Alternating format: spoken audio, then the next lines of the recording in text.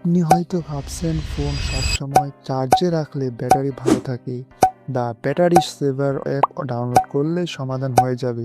কিন্তু আসলে এই ভুল ধারণাগুলো আপনার ব্যাটারি নষ্ট করছে।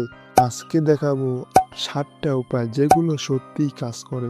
আপনি হয়তো ভাবছেন আপনার ফোন সব সময় চার্জে রাখলে ব্যাটারি ভালো থাকে বা কোনো ব্যাটারি সেভার অ্যাপ ডাউনলোড করলে সমস্যার সমাধান হয়ে যাবে, কিন্তু সত্যি বলতে এই ধরনের ভুল ধারণাগুলোই আপনার ব্যাটারি আরো তাড়াতাড়ি নষ্ট করে দিচ্ছে। আজকে আমি আপনাকে দেখাবো 7টা আসল কার্যকর উপায় যেগুলো ফলো করলে আপনার ফোনের ব্যাটারি ব্যাকআপ চোখে পড়ার মতো বেড়ে যাবে। চলুন শুরু করি। সবার প্রথমে আসি সবচেয়ে গুরুত্বপূর্ণ বিষয়, চার্জিং হ্যাবিট নিয়ে।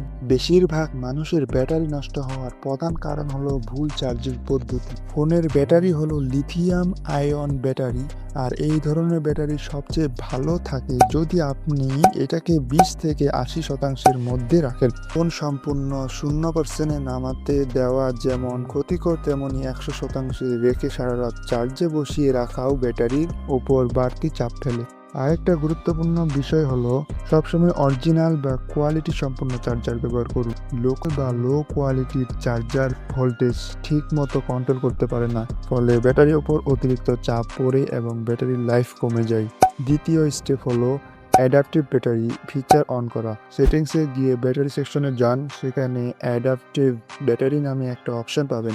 এই ফিচারটা আপনার ফোন ব্যবহারের প্যাটার্ন লক্ষ্য করে, আর যেসব অ্যাপ আপনি কম ব্যবহার করেন সেগুলোকে ব্যাকগ্রাউন্ডে কম রিসোর্স করে।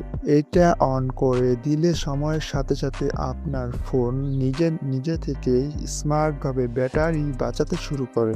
তৃতীয় স্টেপ, ব্যাটারি সেভার মোড সঠিকভাবে ব্যবহার করা। অনেকেই শুধু ব্যাটারি কম থাকলে ম্যানুয়ালি এটা অন করেন, কিন্তু আপনি চাইলে এটাকে অটোমেটিক করে দিতে পারেন। সেটিংসের ব্যাটারি সেকশনে গিয়ে দেখুন, একটা অপশন থাকে যেখানে সেট করতে পারবেন তা 20% নিতে নামলেই ব্যাটারি সেভার অটোমেটিক চালু হয়ে যাবে। এতে আপনাকে বারবার মনে করে ম্যানুয়ালি অন করতে হবে না। চতুর্থ স্টেপ হলো কোন অ্যাপ সবচেয়ে বেশি ব্যাটারি খাচ্ছে সেটা বের করা।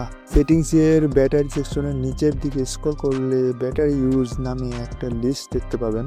এখানে প্রতিটা অ্যাপ কত শতাংশ ব্যাটারি খরচ করেছে সেটা স্পষ্ট দেখা যায়। অনেক সময় দেখা যায় যে অ্যাপ আপনি সদাচরণ ব্যবহারই করেন না, সেটাই সবচেয়ে বেশি ব্যাটারি খাচ্ছে ব্যাকগ্রাউন্ডে চলার কারণে। সেই অ্যাপে ট্যাপ করে ব্যাকগ্রাউন্ডে অ্যাক্টিভেট বন্ধ করে দিন, অথবা প্রয়োজন না হলে আনইনস্টল করে দিন। পঞ্চম নম্বর স্টেপ, স্ক্রিন সেটিংস অপটিমাইজ করা। জেনে অবাক হবেন যে ফোনের ব্যাটারি খরচের সবচেয়ে বড় কারণ হলো স্ক্রিন। তাই স্ক্রিন টাইম আউট যত কম রাখবেন ব্যাটারি তত বাঁচবে। সেটিংসের ডিসপ্লে অপশনে গিয়ে স্ক্রিন টাইম আউট 15 বা 30 সেকেন্ডে সেট করে দিন। সাথে ব্রাইটনেস সব সময় অটো মোডে রাখুন। ম্যানুয়ালি বেশি ব্রাইটনেস বাড়িয়ে রাখলে ব্যাটারি দ্রুত শেষ হয়ে যায়।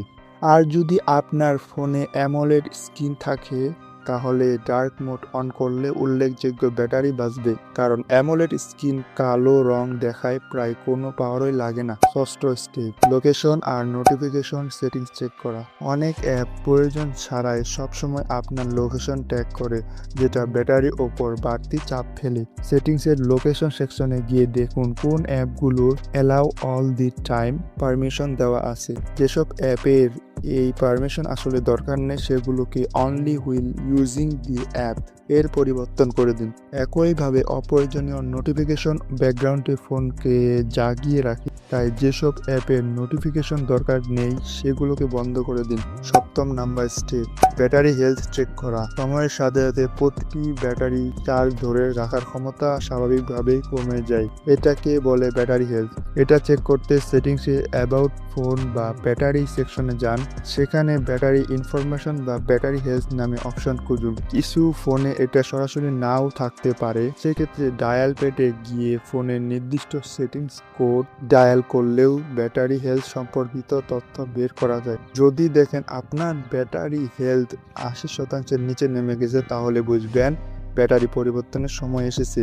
এই 7টা স্টেপ যদি আপনি নিয়মিত ফলো করেন তাহলে বিশ্বাস করুন আপনার ফোনের ব্যাটারি ব্যাকআপের আপনি নিজেই পার্থক্য বুঝতে পারবেন। মনে রাখবেন, কোনো ম্যাজিক অ্যাপ বা শর্টকাট ব্যাটারি লাইফ বাড়ায় না, বরং সঠিক হ্যাবিট আর সেটিংস আসল সমাধান। আজকের ভিডিওটি যদি আপনার কোনো কাজে লাগে তাহলে ভিডিওটি লাইক করুন আর নিচে কমেন্টে জানান